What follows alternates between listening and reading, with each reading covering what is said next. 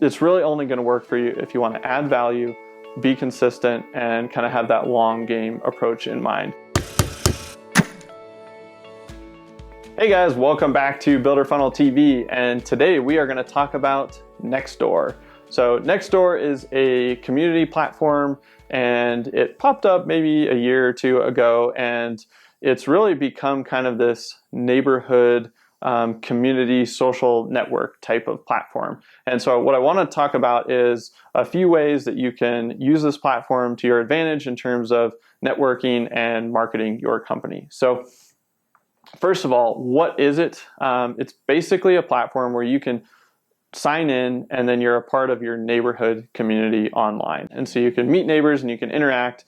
People are often asking for referrals or questions about, hey, I'm looking for a good recommendation for a restaurant, a doctor, a remodeler, whatever it may be. And then other people will chime in. And so it is an opportunity for you to participate in that way. And then sometimes if people lose, a pet or something goes missing in the neighborhood, there's kind of the neighborhood watch type of messages going on. So it's a very much a variety of topics, but all kind of around this idea of neighborhoods and getting to know your neighbors and helping your neighbors. So that's the platform and the premise there. In terms of the business use case, I want to give you a few reasons that you might want to participate in this platform in order to help grow your business. And the first thing I'll say is you have to be willing to add value and add value first, and with the assumption that you may not get something in return, at least immediately. So if you just go in there and you just start pitching your services, anytime someone asks a question about what you offer and you're just like, yep, give us a call, we can help, sure, you might pick up some calls, but chances are you're just going to be seen as the guy that just jumps in and just pitches only when it benefits you. And so that doesn't come across as very helpful, and it can sometimes turn a lot of people off.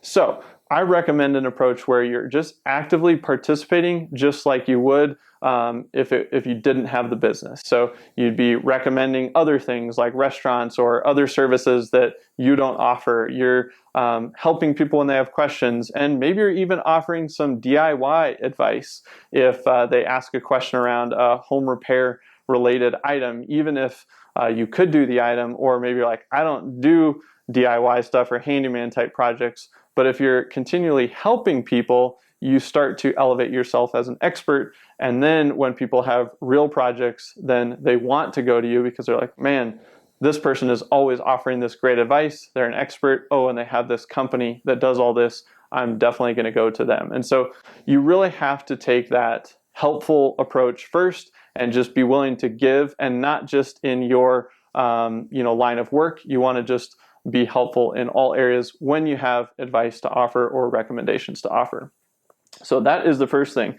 The other thing is you have to be consistent. So you can't just pop in there, once a quarter and, dump in a little bit of information. You're going to have to be an active participant in the community, sharing content, answering, commenting on other people's stuff. And that is one of the ways you're going to build top of mind awareness, because people will always see your name.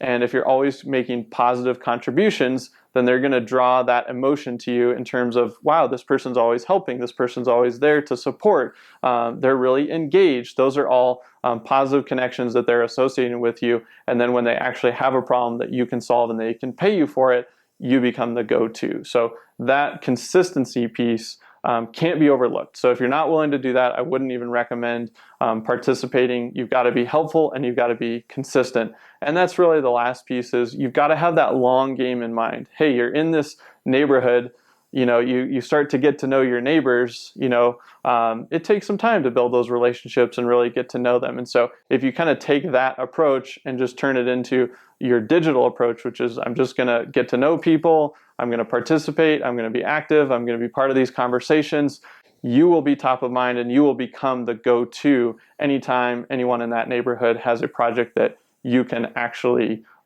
do for them, you want to do for them, they can pay for. So that's kind of the scoop on Nextdoor. I would say if you're thinking about this, you've seen it pop up, maybe you've tried it a little bit, it's really only going to work for you if you want to add value, be consistent, and kind of have that long game approach in mind. And if you don't really want to do those things, I would just say, maybe create a business profile and just be present there, and maybe you'll get a few things, and then just focus your areas and your efforts somewhere else where you're going to put the time and effort in. But if you feel like you can do that, want to do that, I think it is a really powerful channel because it is so hyper localized. So there you have it. That's the rundown on Nextdoor. Don't forget to go check out builderfunnelacademy.com. You can start a 14-day free trial of both of our programs there. Absolutely free. Check it out. Again, that's builderfunnelacademy.com. And as always, we'll see you next time here on Builder Funnel TV.